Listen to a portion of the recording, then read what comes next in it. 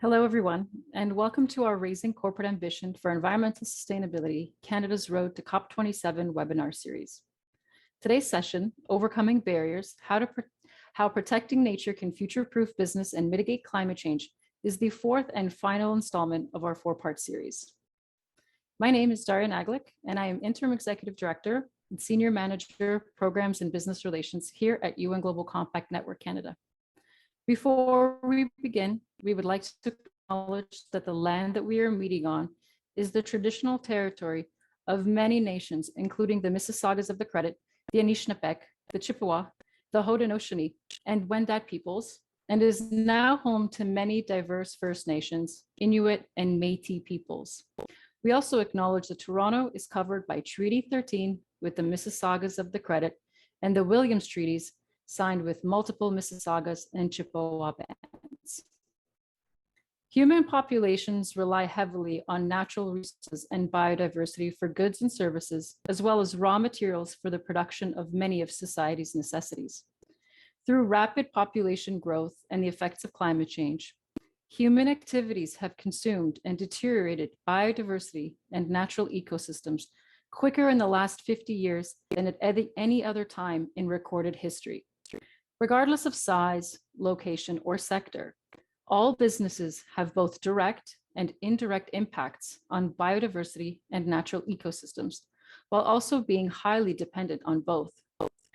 Through supply chains, operations, or investment decisions, it is imperative that businesses integrate the needed considerations into their core business practices and policies that will allow companies to engage in the equitable and sustainable utilization and conservation of biodiversity and natural ecosystems. More than ever, there is an urgent need for global and local stakeholders to work together to halt and reverse the alarming loss of biodiversity and natural ecosystems. I would like to now introduce our panelists for today. We have with us André Martin Bouchard, Global Director, Earth and Environment at WSP, and Paul-Emile McNabb, Vice President, Business Development and Member Experience, Canadian Council for Aboriginal Business. Thank you both for being here with us today. Thank you very much, Daria. I'd like to ask you all to please introduce yourselves and offer a free brief words about the work that you do at your respective organizations. And Paul-Emile, we can start with you. Thank you. Thank you, Daria. It's great to be here today. So Paul-Emile McNabb, I'm the Vice President of Member Experience and Business Development with the Canadian Council for Aboriginal Business. So our organization is about we're approaching our 40th anniversary in 2024. So we pride ourselves at building long-lasting partnerships, relationships between Indigenous businesses, entrepreneurs, economic development corporations of communities, and corporate Canada. So through that, many different procurement opportunities, business development, networking events across the country. So I really have an amazing job where I can go out and very passionate about making valuable connections and doing work to support our strong membership, which is approaching 2,000 now across the country. So it's great to be here. Thank you. Thank you. André Martin. Thank you very much, Daria. Pleasure to be here, and thanks for the invitation to be part of that important panel today. So, my name is André Martin Bouchard. I'm the Global Director for the Earth and Environment sector at WSP, and I'm also the Global Director for our ESG program within WSP. WSP is a global professional service company. We do offer engineering services, but also environmental consulting services, amongst other things. We are spearheaded from Montreal, publicly traded. We are on the Toronto Stock Exchange. We've had a fantastic journey over the last number of years with a very fast growth history. We've made a number of mergers and acquisitions that took our WSP deployment across the world to a leading one. We are now 65,000 employees across the world, out of which many of them are environmental scientists, which is very relevant to the topic of today. We have a number of biologists and ecosystems experts within our rank at WSP. We're certainly proud of that because that was very intentional from our part to actually lead and be that leading environmental consulting firm in the world. So we do offer services in the transportation infrastructure industry, doing design and project management in that space. We do provide property and building services, as I mentioned, earth and environment, but we also provide professional services to the power, mining, industrial, and energy industry. So very proud to be here today, and I hope to be able to share some of my thoughts with the audience today. Thank you. Thank you for those introductions. We're really happy to have both of you here with us. So we'd like to open up today's discussion with a question for the audience via Slido. If everyone could take a moment to open up a new browser and join slido.com, where you can enter the code displayed on the screen and in the chat box. The code is 2701063, and I'll give everyone a quick moment to do this. We'll also be asking a few more Slido questions throughout the session, so please keep this tab open for the duration of our panel today. Okay, so I'll begin with the first question, and of course we'll give everyone a few moments to respond. Has the overall health of Canada's environment improved or declined since the start of the COVID-19 pandemic? So you have two options, either improved or declined, and we'll give everyone a few moments to do this.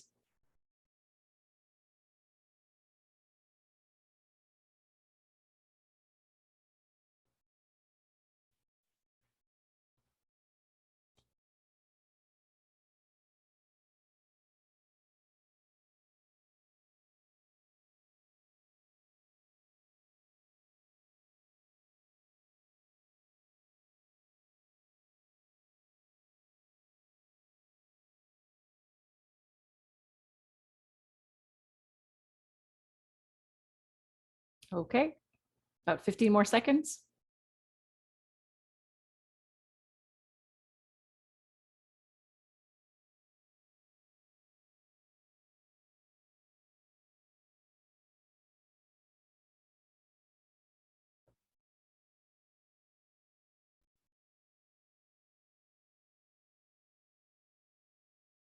Okay, thank you everyone for participating and sharing your thoughts with us. So while we have seen reductions in greenhouse gas emissions and a resurgence of certain wildlife populations, there have also been some delays to important environmental work across the nation. So all in all, it's a bit of a mixed situation, but that we are really optimistic about the future. Wonderful, thank you. So to get our conversation going, I'd like to start with a question for both of our panelists. Andrea Martin, you can definitely go first.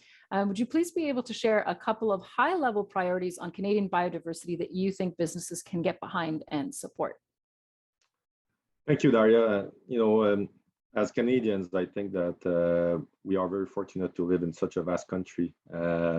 Canada is amongst some of the most diverse country with very low density of population. So I feel sometimes as Canadians, we take it for granted that nature is so vast that, we can infringe in it without too much impact on it. When in fact, it's, we are infringing and there is erosion of biodiversity in Canada. When you look at the southern portion of Canada, urbanization, of course, agricultural lands and land use from humans is taking a number of ecosystems away. In the northern portion of Canada, climate change is having an enormous effect and impact on how biodiversity and ecosystems and species interacts. Permafrost is melting, which creates new dynamics. So I think just before answering the question, Daria, I just wanted to put that in front of the audience today, just to remind everyone that even though in Canada we're very fortunate, very lucky, our biodiversity is just as much under pressure as it is across the world. So we have to keep that in mind. And therefore, my first point answering your question would be, I think we first need to start by recognizing the importance of biodiversity, recognizing the fact that we are interdependent on biodiversity, and the interdependence, is with our economy as much as it is with, the ability to sustain and support life on planet Earth. So I think we all need to first recognize the importance and that interdependence.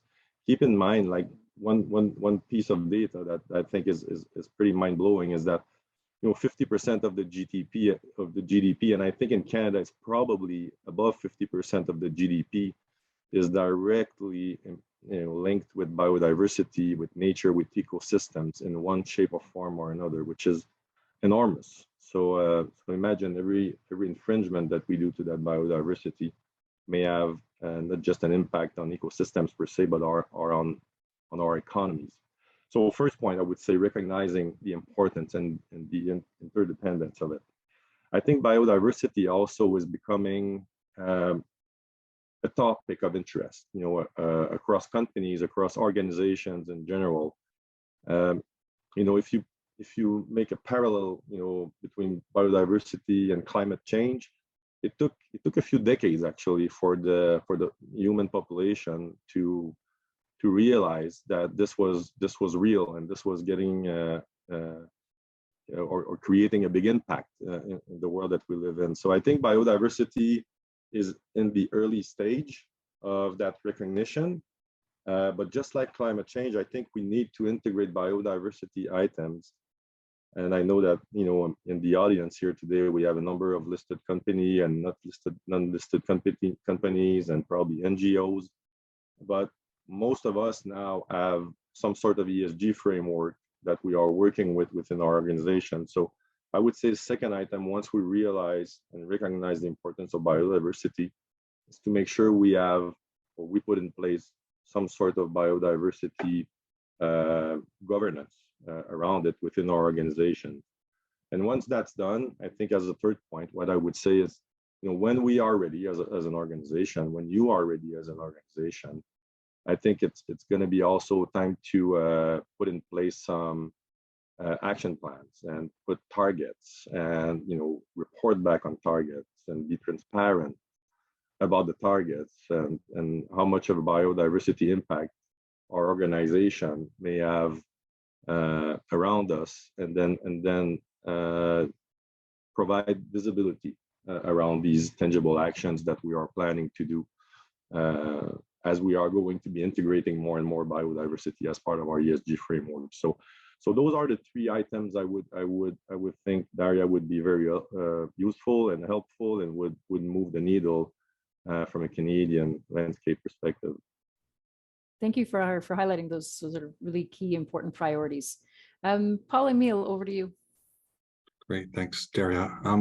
I would just take a little bit of a step back and kind of look at my teachings and what I learned about 15 years ago when I did a degree in traditional knowledge and environmental studies. And I think like all of my teachings and learning since then and working for the CCAB and looking at it from a holistic approach and looking at traditional knowledge as a way with respect to biodiversity and building economies, and kind of getting back to that community perspective and looking at certainly just from Indigenous knowledge is wonderful in that respect, in terms of being able to be a knowledge keeper and understanding looking at communities and what their aspirations are for economic development and the way we can build a great future in the economy. So I mean, integrating that knowledge from the past decade or so has been really integral for me in terms of learning more about entrepreneurship and business and with respect to building a strong environment, building a green economy and biodiversity. So, we work with a lot of great members that work in that space. I mean, with respect to biodiversity, whether it's agriculture, clean energy. So, to me, it's looking at that and looking at it from the Indigenous business perspective and looking at traditional knowledge as well, in terms of how we can, it's knowledge that we'll never forget and ways we can bring that forward with respect to building healthier and stronger economies. Wonderful. Thank you so much. Okay, so moving on to our next question for André Martin. What are the key priorities behind WSP's projects on biodiversity? Could you briefly run us through the connections between the steps of your biodiversity in project lifecycle?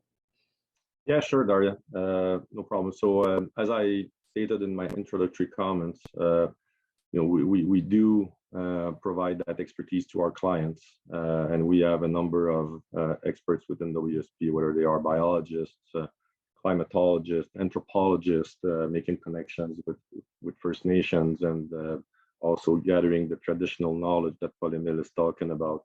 And by the way, I cannot agree more with what Paul-Emile was talking about a second ago. And therefore, our approach when we engage with clients, getting on new project is to first, assess and do a proper baseline of whatever territory or land that might be impacted or by the footprint of an upcoming project, whether it's an infrastructure, a mine site, it could be an industrial facility or just a road. We have to always start with making a proper baseline and a proper assessment of what we are finding on the land. We certainly need to also keep on working with the client at finding alternatives and proposing, some level of optimization to the project in order to minimize impact on actual biodiversity that we would have found on land. And certainly every land is different, and the level of sensitivities of these lands are all different as well. So it needs to be taken into consideration when proposing alternatives and optimization options. Then we like to bring up to our clients that we can plan for nature positive or net zero in terms of biodiversity loss, and this can be done through a number of techniques and using science. We can recreate habitats, if there are some that are affected by the project. So these are things that we want to work together with the clients, and we've been applying these approaches for many years. And there are clients that are getting more and more savvy at it. So it's nice to see the direction that we are taking on that front. Then we're putting together biodiversity management plan ahead of construction. We do provide services during construction as well to make sure that these elements are being executed properly during that very sensitive period, which is construction. And then a very important aspect of the work that we do with clients as well is to plan for closure, plan for the world after the life cycle of that project gets to an end. And we will be talking about mining a bit later during that webinar. But mining is a good example where projects actually have a beginning and an end, and where we can actually put nature-based solutions to actually bring back life into these impacted areas. So we like to put upfront with the clients like restoration, reclamation plans. In the energy sector, we do that as well.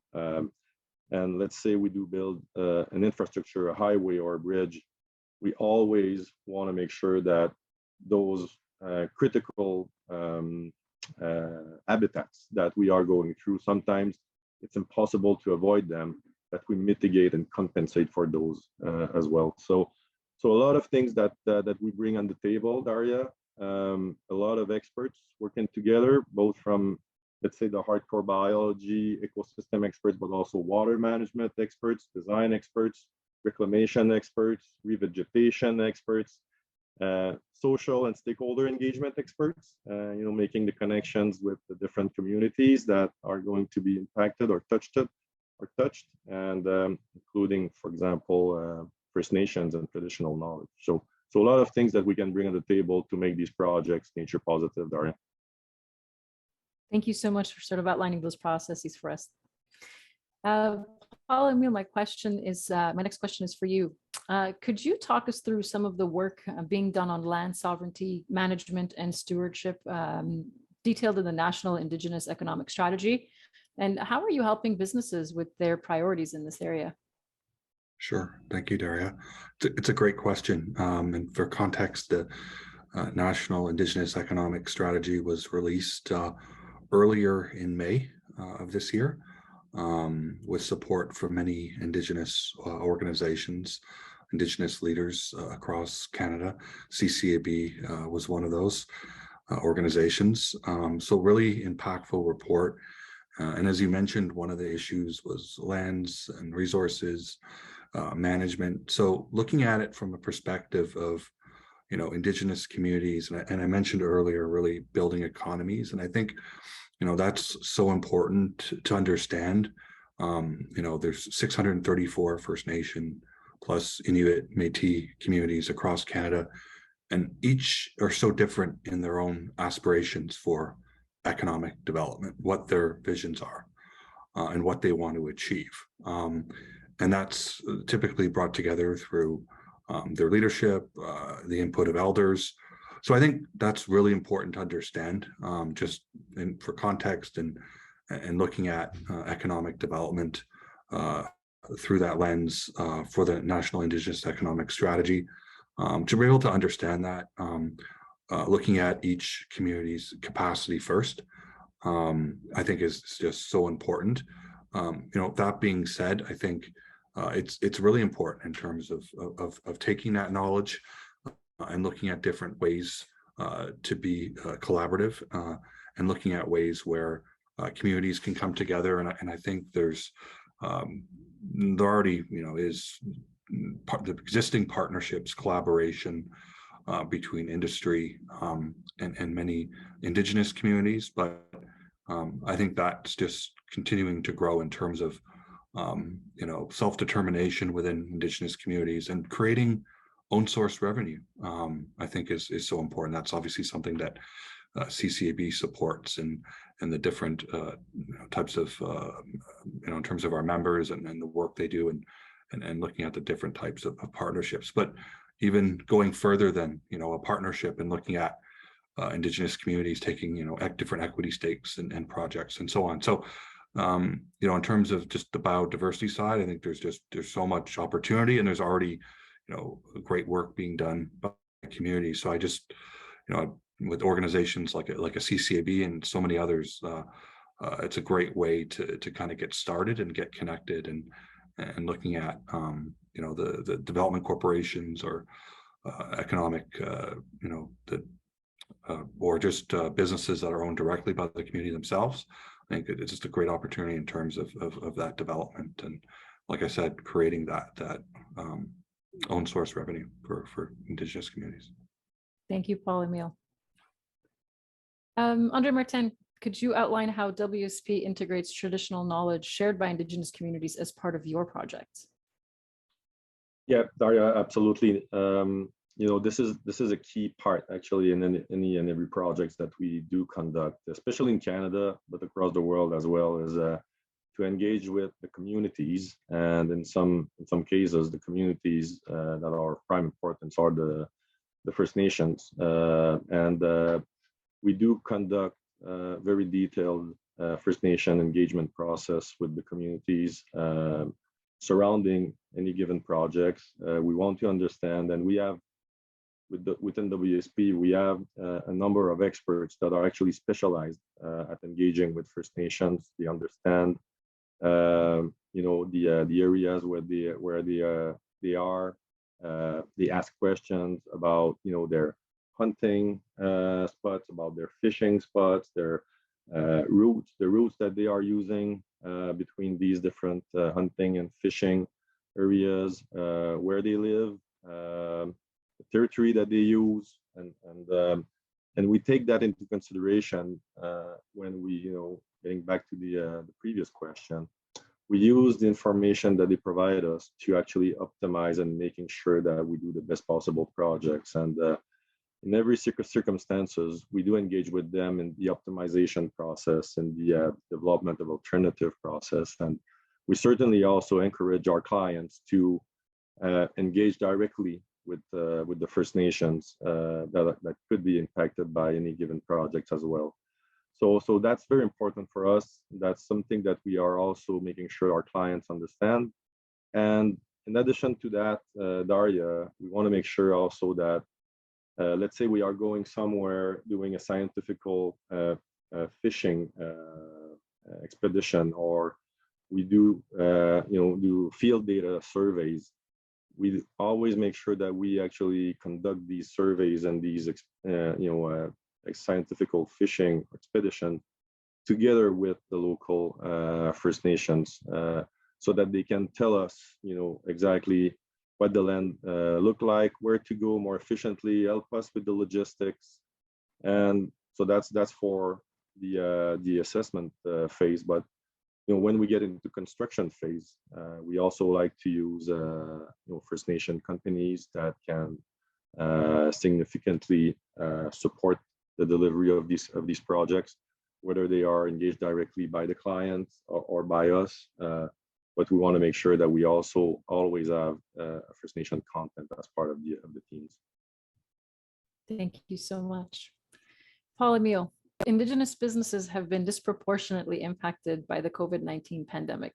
Could you outline how socioeconomic recovery in turn bolsters and renews leverage for environmental stewardship? Great. I think that's a great question. And I know we at CCAB did 3 rounds of COVID surveys actually to help support Indigenous businesses, like small businesses just really impacted by the pandemic. On the financing side, taking on more debt. So obviously at CCAB, we've done a lot there in terms of different grants and different opportunities to become a member of CCAB.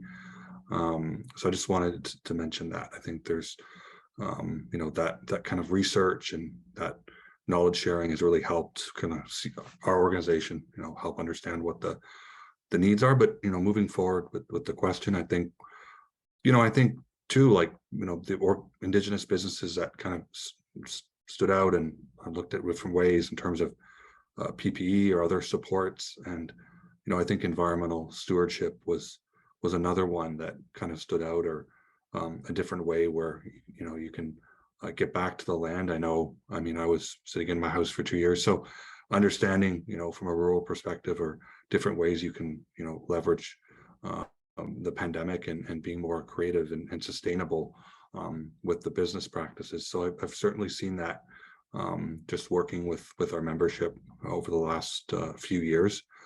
And I'm always an optimist, but I always see the positive side in it. But I've definitely seen some great stories and results from our members who have really gotten back to the land and more holistic approaches to their business since the pandemic. And as we kind of move out of that now, I think it's just going to move forward. So I'm just kind of, I have a pretty good job that way. I get to work with our members that way. But yeah, I'm just, like I said before, I'm really always an optimist on that perspective. Thank you, Paul-Emile, and thank you both for your insights and the context provided during these questions. I think the conversation we're having and a lot that is being mentioned here is really important for our audience listeners.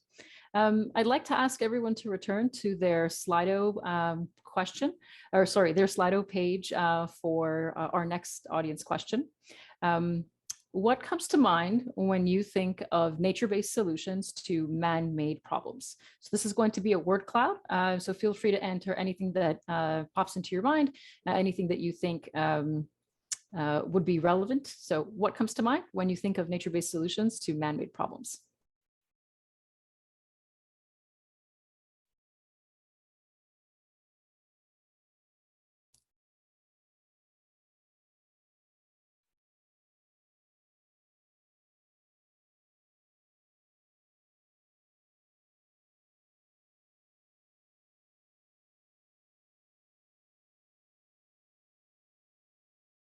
Okay, we're starting to see some answers populate the page.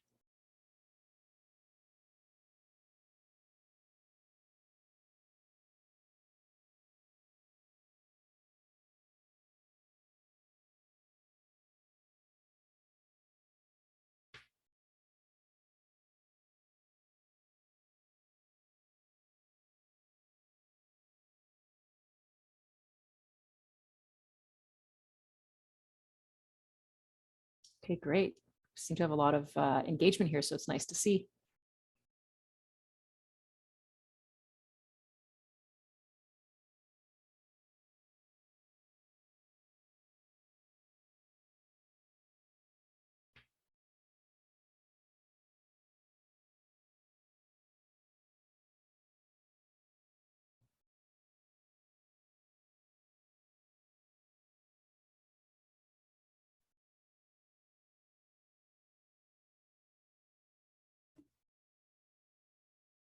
Right, so we see a repeat of partnerships and sustainable partnerships, conservation, biomimicry, innovation, carbon compensation. Wonderful. These are some really great recommendations. Thank you, everyone. We'll give everyone another 10 seconds.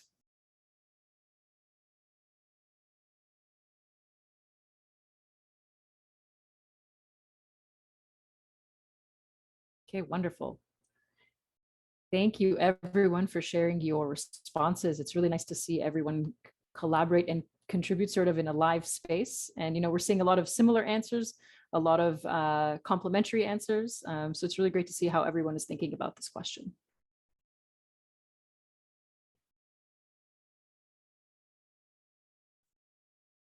Okay, thank you, everyone. So now I'm going to ask a question for both panelists. Paul, Emile, we can start with you. Can you discuss any trends occurring with respect to the clients you work with and their biodiversity governance? What are some policies, frameworks you're seeing more of, and how are they proving successful in ensuring nature positive results? It's a good question. I think from my perspective, looking at some of the results there kind of piqued my interest. I think opportunity and relationships from a governance perspective and risk, and I see it all the time. Just in terms of nature-based solutions, biodiversity, I think that piece. I mean, before you can have a partnership or good governance, you need that relationship, and I see that so often where you kind of put the cart before the horse, or you're thinking about a partnership or you have a partnership, but then that's not a real partnership. So looking at it just from a governance side, looking at the risk, I think looking at building genuine relationships toward that business partnership is so important, and it often gets missed. And you think about how could that happen, but I think to me that's the main thing that sort of jumps out, or that I've been seeing, or things that I've been really talking about the last year or so, or I've seen directly at CCAB, and obviously with our members and working with different whether it's communities or Indigenous businesses as a whole. I see that sort of when you look at nature-based solutions, you look at biodiversity is something that you really need in place before you even can have that conversation. So I mean, that would be probably the most relevant or integral part of moving forward. Wonderful. Thank you for your response. Andre Martin, same question. Can you discuss any trends occurring with respect to the clients you work with in their biodiversity governance? And what are some policies and frameworks you are seeing more of, and how are they proving successful in ensuring nature positive results? Yeah, so thanks for the question, Daria. I think that things are changing and evolving quite rapidly as we speak, like at this very moment in time. For many years, I got to say that, from a client's organization perspective, that whole biodiversity or impact on nature thing was governed by, typically by the environmental officer of the client as part of a permitting process, environmental impact assessment process, stakeholder engagement process, which is perfectly fine and was working quite well for a number of decades. I think clients historically also have been doing what they needed to do, what they had to do from a regulatory standpoint to keep their operations in good standings. So it was very much regulatory driven, and still today is very much regulatory driven. So the actions that you are actually implementing are typically driven by what you need to do from the regulator, whether it's federal, provincial, municipal, at any level, which is fantastic, and it's perfectly great. I think now we are seeing, to my earlier comment, I think we are seeing a change now, a change that is driven by more awareness in general terms, maybe that ESG trend that we have seen occurring over the last, let's say, 3-4 years, that has taken over the world, is also triggering some questions from companies, from clients, as to how to govern and how to manage these biodiversity challenges that they are in front of. And more companies are going above and beyond compliance, above and beyond what's required under the regulation in order to do to do good, in order to to provide better products, in order to have better community relationships. So all these, I think, are things that are being looked at the moment. We're in the early days. There in the word cloud that was generated through your last question, Daria. One of the first word was TNFD. I was a bit surprised to see it like as the first word, but that's probably a matter of timing. But TNFD is one framework that is emerging right now. The task force on nature financial related disclosures, which is probably the next TCFD about biodiversity. So I think we can expect more and more organizations, more and more companies embracing the TNFD journey. There's also a science-based target for nature, which is a similar approach to science-based target initiative on carbon, but for biodiversity impacts, setting targets and committing to these targets based on science. So I think these frameworks are emerging right now. I think we are seeing some clients elevating the topic, more and more from operations to C-suite level, and it's for the better. I think that, as I was mentioning earlier, I think we have ways to go when if you compare it to the journey we had with carbon emissions and greenhouse gas reduction targets. I think we are, I'm not sure I should be saying that we are there, but we are well advanced in understanding the concept, understanding the priority and all that.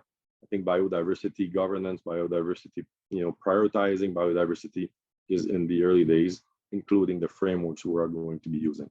But it's moving in the right direction, Daria. Wonderful. Thank you both for your insights. Paul-Emile, the next question is for you, but I think André Martin, you'd also be able to contribute. I think it's a really important question. Paul-Emile, how can businesses mitigate biodiversity loss by prioritizing adaptation? What do you think businesses and other key stakeholders can do to close the nature finance gap?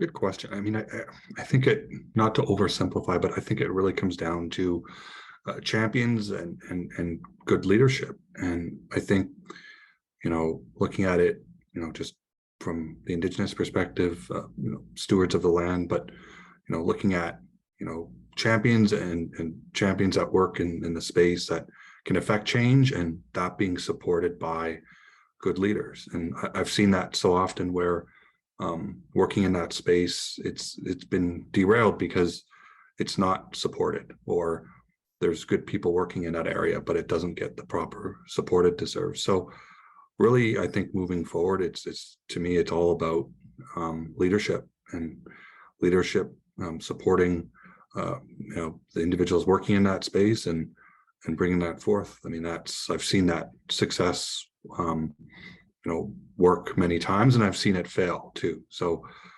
that would be my main takeaway from that question.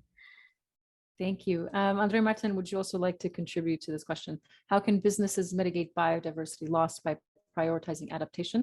And what do you think businesses and other key stakeholders can do to close the nature finance gap? I think around the lines of Paul-Emile, and agree with him, we just need to challenge the status quo. It's easy to keep on building concrete reservoirs, in the back of our facility. It's easy to pipe that stream because it's going to flow better. It's easy to backfill that wetland because it's going to be cleaner. But in reality, all of these actions that we've been doing in the past has been affecting the overall biodiversity, the overall quality of life of our communities. So I think it's if we have, and connecting with Paul-Emile's thoughts, champions, but champions also challenging the status quo, bringing other solutions, looking at challenges and issues differently, using nature, keeping nature if possible, as much as possible, keeping nature, improving nature, and understanding the fact that the nature also provides us with services. We've never internalized any of the services that nature provides us, the society in general, when in fact it provides us an enormous amount of services. It filters water. It takes care of filtering the air. It's auto-regulating populations when the state of these ecosystems are maintained. And when you break the chain in one shape or form or another, then it's becoming unstable, and then you risk to having more pandemic, and you risk to be having more invasion of insects, and you risk to having more this and more that. So I think we just need to challenge the status quo in terms of using pesticides, and there's so many things that we can actually improve on the way we look at things that would improve biodiversity in the long run. That I think that we need to provide our champions, to Paul Emil's point, the ability to bring those solutions forward. Wonderful. Thank you both for your points. Andre Martin, this question is for you. As mining resources and industry make up the bulk of the clients that you work with, what are some of the challenges you come across when trying to integrate biodiversity management into their project life cycle planning? So Daria, of course, like the mining industry, but the manufacturing, industrial facilities, energy facilities, they all have a footprint, and they all have an impact that we are trying to minimize, manage, and ultimately come up with an end of life asset that will bring back life. So we're working very closely with our clients in the mining industry and other adjacent industries to make sure that we do the best possible projects. At the exploration stage, it's not that intensive. So providing good planning of access roads, engaging with local communities to making sure that they're not surprised by exploration crews coming over, making sure that we minimize the amount of land that we need to clean up, the operations of the camps. And then when the exploration phase is over, I would just say leave no trace. Just like when we go do hiking, like it's pretty well known in the hiking world, leave no trace. Like exploration, at the exploration phase, we can do the same, and many clients are actually doing exactly that. At the feasibility study stage, at the design stage, or the permitting stage, we do work together with our clients to making sure we do best possible project using the same step approach that I've described. That provides us the ability to identify those critical areas and mitigate them and avoid them when possible. And then during operation, we can monitor the effect. But what I find fascinating is that many of these sites,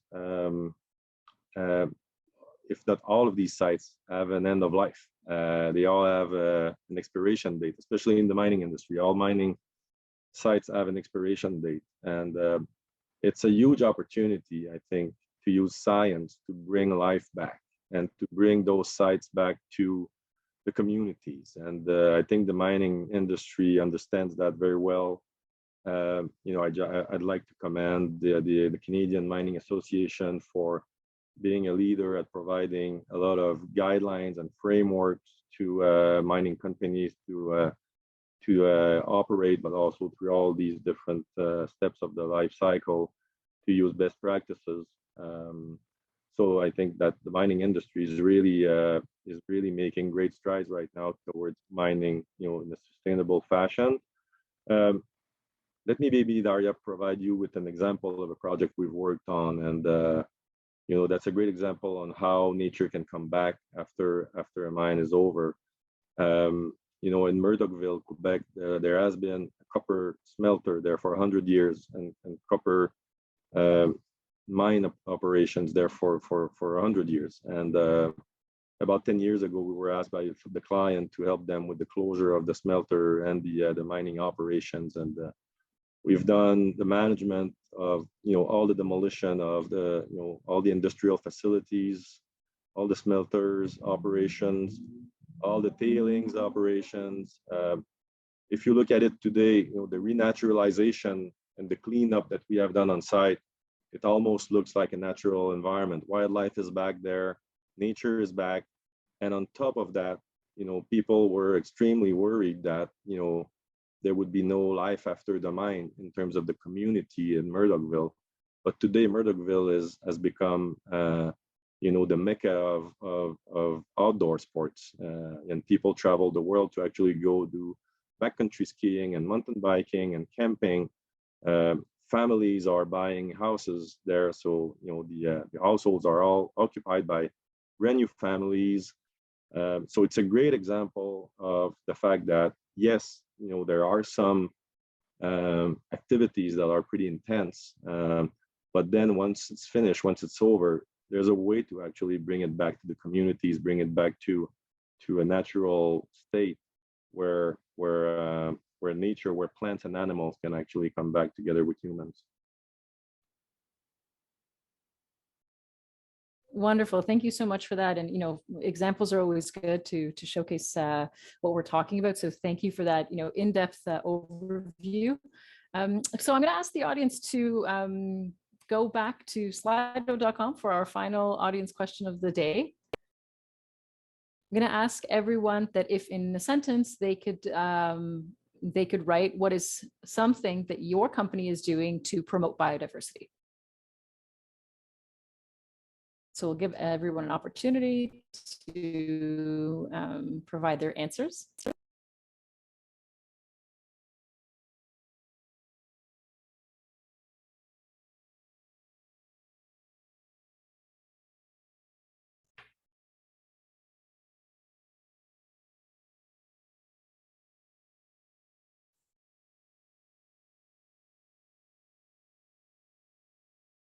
Okay, we're seeing some answers come onto the page.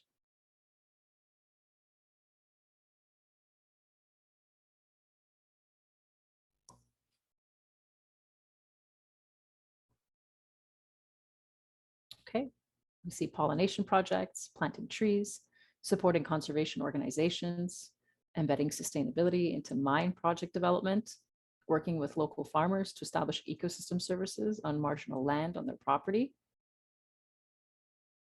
Spreading knowledge awareness is key. Ensuring farmers do rotations in planting to avoid erosions. Considering avoidance as a first step, but where that can't be applied, thinking of innovative solutions to minimize ecological impacts. Artificial reef developments and research. Shareable informative content. Adopted TSM from MAC. Okay. Wonderful. There's a lot of wonderful examples to see that people and businesses are really prioritizing biodiversity and natural ecosystems.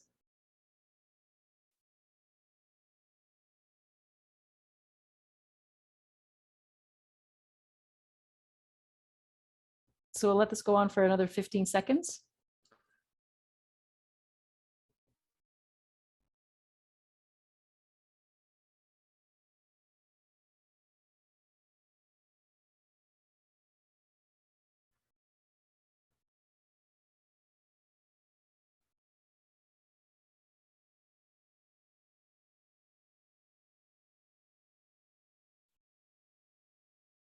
Okay, wonderful. Thank you so much, everyone, for those wonderful responses. Okay, so this question is for both panelists, and we were just able to see that we do have businesses prioritizing biodiversity, really thinking about it from a corporate function and policy perspective. So, based on a little bit of what we've seen, Paul Emile, we'll start with you. What are some smaller yet important steps that Canadian businesses could take to further support local biodiversity? It's always great to hear from leaders in the field, but I'm sure many viewers are wondering what they could do as a starting point. How do these small actions affect us all as global stakeholders and accelerate into larger changes? Yeah, it's a great question. And I think largely in my day-to-day, what I've seen is, we've long moved past the why and now we're in the how. And I think that really resonates with the different types of business opportunities, partnerships that are out there right now. So, I mean, that would be my takeaway in terms of just moving forward and looking at, local, regionally, more community activation and looking at ways like not only an organization like CCAB that's national, but a lot of, great organizations out there that do great work that can kind of open doors that, how do you get started in engagement? It's all about engagement. So how do you get started? Well, there are different ways to engage in terms of the Indigenous business community through ACCAB, or there's other organizations that do such great work. So I think, don't be afraid to ask questions, don't be afraid to get started.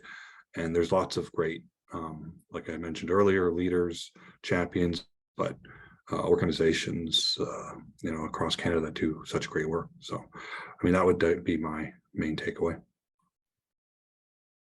Wonderful. And the same question for you, Andre Martin. What are some smaller yet important steps that Canadian businesses can take to further support local biodiversity?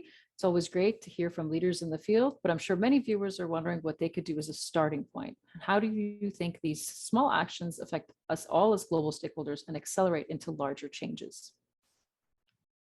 There's many things, Daria. I think that, in terms of small steps, yet important steps that many organizations and individuals can actually take to further improve the state of biodiversity in Canada. There's so many of them, but I'm going to get back to my very first point at the beginning of the hour, with starting by recognizing that there's an issue, recognizing that there is something that we all need to work on collectively. And I think that's the start that everyone needs to be taking before doing anything else. Realizing the challenge we have in front of us, and it's not going to get taken care of by our governments or by one set of individuals. Going to get taken care of by all of us, organizations and individuals. So that would be my first small but yet important, very important step. Then there's a number of small actions, like, yes, you can integrate that and do a little assessment. You can integrate that into your strategic planning process. You can look at your supply chain, where are coming your goods and services, doing business with good suppliers that actually are either certified or take care of biodiversity in their own ways. If your organization is land intensive and you have a lot of, I'm going to say, anything here, Daria, just to provide an example here, but if you are land intensive, you have a lot of parking lots in your portfolio of premises, can you actually reduce the surface area of asphalt? We're in the post-pandemic world, there's less people commuting to these premises. Maybe here's an opportunity to transform, a portion of your asphalt parking lot into grasslands or natural lands. That's one example.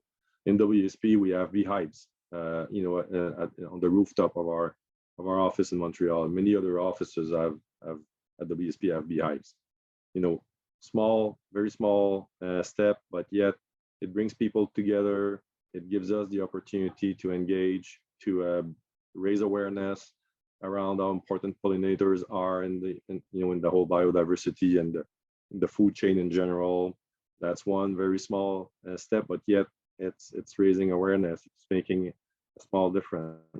If you own a lot of grasslands, you don't need to mow it all. Like, you can mow 50% of your grassland and keep some flowers, wildflowers, indigenous flowers growing back into your grassland. So there are many ways. Like, I'm not gonna mention too many of them, but you're part of your organization. You know what type of organization you have. You know what type of assets you own, and you are the ones that could probably come up with a few small yet easy to implement ideas to help. And surprisingly enough, it's going to save you money in most cases as well. So so just don't be shy at challenging the status quo and bringing these solutions forward. Wonderful. Thank you so much for your recommendations and those ideas. I think it's, again, really important to hear. And we'll see that there's a lot of organizations taking incremental steps to progress and really focusing sort of on that conservation effort. So we do have time for one more question. I'd like to ask both of the panelists, if possible, in one sentence, what message would you give business to highlight the urgency and necessity in Canada's biodiversity and ecosystem landscape? Paul-Emile, would you like to go first? I mean, understanding the unique challenges, but looking at it in a way as there's lots of great work to be done, and there's a lot of opportunity to build some real impactful change, some genuine relationships and in business partnerships. So I would leave it at that. Wonderful, thank you. And Andre Martin. Sorry, life on Earth depends on biodiversity, period. And if biodiversity collapse, we all collapse. Our economies collapse. Our dear lifestyle collapse. Our food chain supply collapse. So keep that in mind. It's fragile. It's not. You shouldn't be taking anything for granted. Every small impact, every species that disappear from that biodiversity, from that ecosystem, from that food chain, it does have an impact at the end. So keep that in mind. Like, if biodiversity collapse, we all collapse. Thank you so much. So thank you everyone for today. Thank you also to our wonderful time today and your continued dedication to environmental sustainability and efforts to accelerate progress on the global goals. For more information around the topics of today's session, please visit our website or reach out to us at networkglobalcompact.ca. I'd also like to make a note that the 15th conference of the party, so COP15, to the United Nations Convention on Biological Diversity, CBD for short, is an international meeting together governments from around and other key stakeholders. Participants set out new goals and develop an action plan for nature over the next decade. And the conference is being held in Montreal, Quebec this year, taking place from December 7th to 9th, with many opportunities for different stakeholders to engage. So if you'd like to learn more about this, visit the worldbiodiversitysummit.org/Montreal for more information. Thank you and stay safe, everyone. Have a wonderful day, and we look forward to you soon. Bye, everyone.